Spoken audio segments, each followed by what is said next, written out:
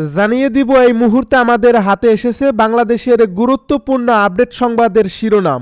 শুরুতেই থাকছে একটি হৃদয় বিদারক প্রতিবেদন। অবশেষে মারা গেছেন ওসমান হাদি।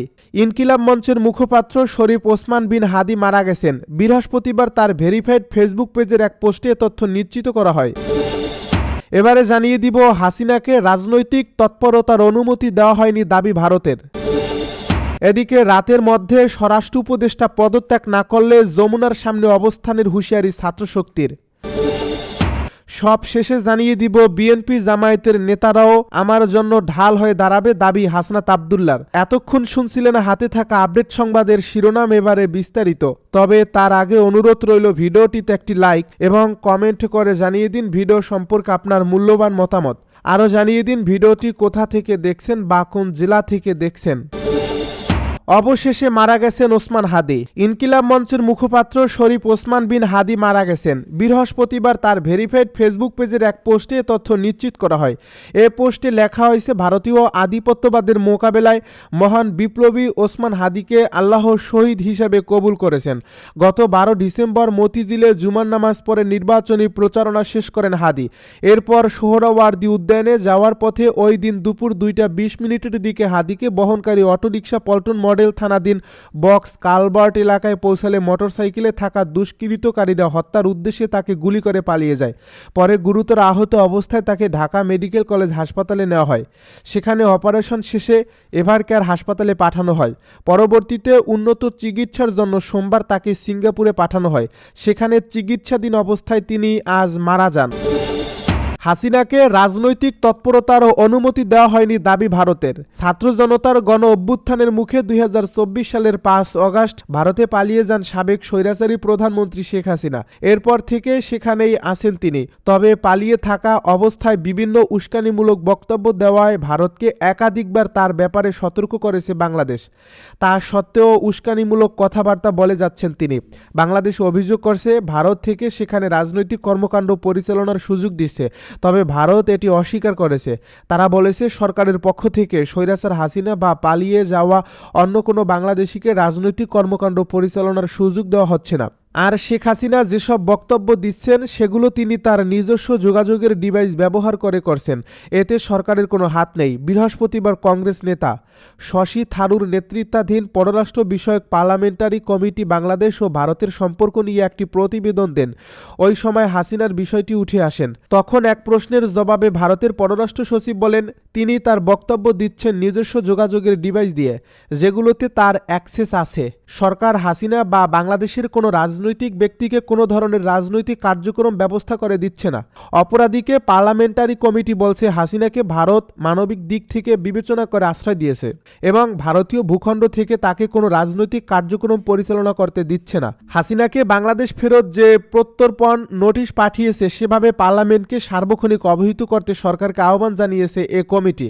এছাড়া বাংলাদেশের বর্তমান পরিস্থিতি 1971 সালের মহান মুক্তিযুদ্ধের পর ভারতের জন্য কৌশলগত সবচেয়ে চ্যালেঞ্জিং মুহূর্ত বলে জানিয়েছে দেশটির পররাষ্ট্র বিষয়ক পার্লামেন্টারি কমিটি। রাতের মধ্যেই স্বরাষ্ট্র উপদেষ্টা পদত্যাগ না করলে যমুনার সামনে অবস্থানের হুঁশিয়ারি ছাত্রশক্তির। স্বরাষ্ট্র উপদেষ্টা লেফটেন্যান্ট জেনারেল মোহাম্মদ জাহাঙ্গীর আলম চৌধুরী আজ রাতের মধ্যে পদত্যাগ না করলে প্রধান উপদেষ্টা অধ্যাপক ডক্টর মোহাম্মদ ইউনূসের বাসভবন যমুনার সামনে অবস্থান নেওয়ার হুঁশিয়ারি দিয়েছেন জাতীয় ছাত্রশক্তির নেতারা। বৃহস্পতিবার বিকেলে রাজধানীর শাহবাগ চত্বরে আয়োজিত এক বিক্ষোভ সমাবেশ থেকে এ হুঁশিয়ারি দেওয়া হয়।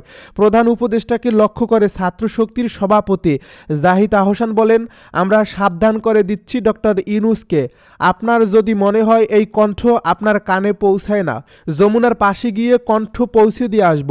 যদি আজকে রাতে শান্তিতে ঘুমাতে চান তাহলে স্বরাষ্ট্র উপদেষ্টার পদত্যাগের ব্যবস্থা করেন, না হলে রাতে আপনার বাসার পাশে গিয়ে এ কণ্ঠ শোনানো হবে। আইনশৃঙ্খলা অবনতির কারণে হাদির উপর হামলা হয়েছে এবং বিপ্লবীদের অনেকে হত্যাকাণ্ডের শিকার হয়েছেন অভিযোগ করে ছাত্রশক্তির সভাপতি বলেন, এনসিপি নেত্রী জান্নাত আরা রুমি আজ মৃত্যুর কোলে ঢলে পড়েছেন। তাকে দীর্ঘদিন ধরে সাইবার বুলিং করা হয়েছিল। থানায় জিডি করেও কোনো প্রতিকার পাননি। একই সঙ্গে এর আগে গাজীপুরে বৈষম্য বিরোধী ছাত্র আন্দোলনে যারা নিহত হয়েছেন এই আইনশৃঙ্খলা অবনতির কারণে হয়েছেন। এ সব কিছুর জন্য স্বরাষ্ট্র উপদেষ্টাকে পদত্যাগ করতে হবে। ছাত্রশক্তির এই নেতা বলেন, আলু আর পেঁয়াজের দামের জন্য স্বরাষ্ট্র উপদেষ্টার দরকার নেই, বাণিজ্য ও কৃষি উপদেষ্টা আছেন।